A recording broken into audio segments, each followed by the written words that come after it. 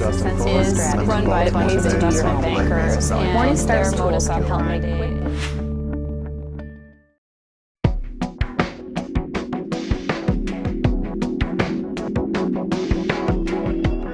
Bien, les CIF sont un peu inquiets, c'est logique, tout l'environnement est inquiet, les banquiers aujourd'hui réduisent leurs effectifs, etc. Donc il n'y a pas de raison que les CIF soient en meilleure posture. Néanmoins, ils ont des raisons d'être un peu plus optimistes aujourd'hui qu'ils ne l'étaient peut-être l'année dernière, et en tout cas l'année d'avant.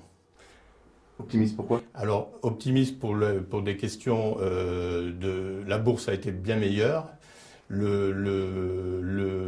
La réglementation est beaucoup plus claire et on sait, pour ceux qui veulent entendre, que a priori la rétrocession des commissions, qui était quelque chose de très important pour nous, va être maintenue. Et donc, ce sont des raisons d'optimisme dans un environnement triste.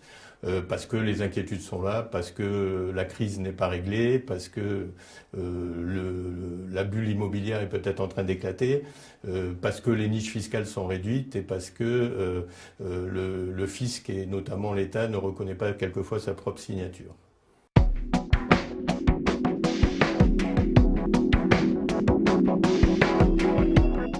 Bien, aujourd'hui, le mot retraite a tendance à être la tasse de thé pour tout le monde, ou en tout cas le mot à la mode.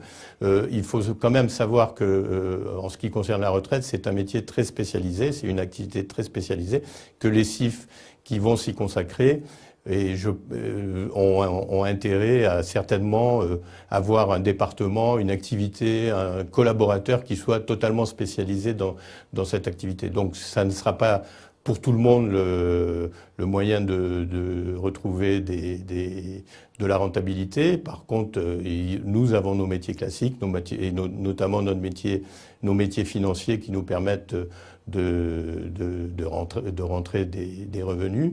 Voilà, sachant que j'ai dit tout à l'heure qu'on avait un peu plus de difficultés en matière d'immobilier et en matière de produits fiscaux, de défiscalisation.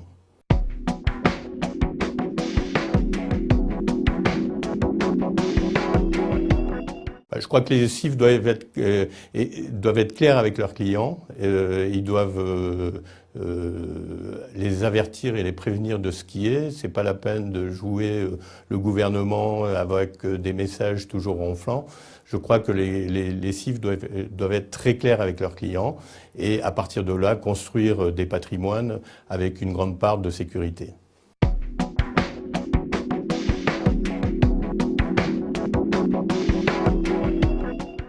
La poche flexible est une bonne poche, mais c'est une des poches à l'intérieur du patrimoine.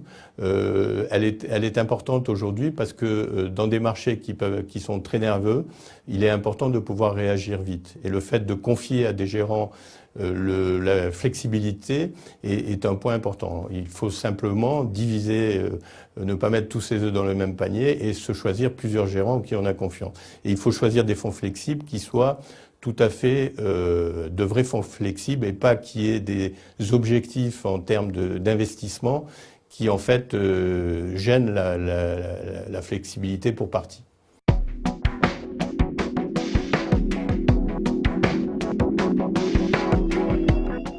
Alors, c'est un peu faux ce que vous dites, mais avant, je voudrais dire, j'aurais dû le dire dès la première question, qu'on parle beaucoup du CIF, mais moi je souhaite parler du CGPI parce que malheureusement, le CIF, la réglementation CIF a été polluée depuis 2005-2006.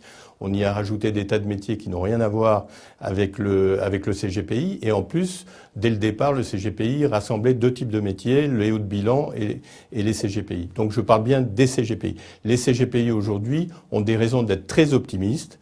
Et c'est ce que je dis depuis septembre 2011, ce que j'ai dit l'année dernière dans votre film, c'est que la réglementation ne va pas changer vraisemblablement sur la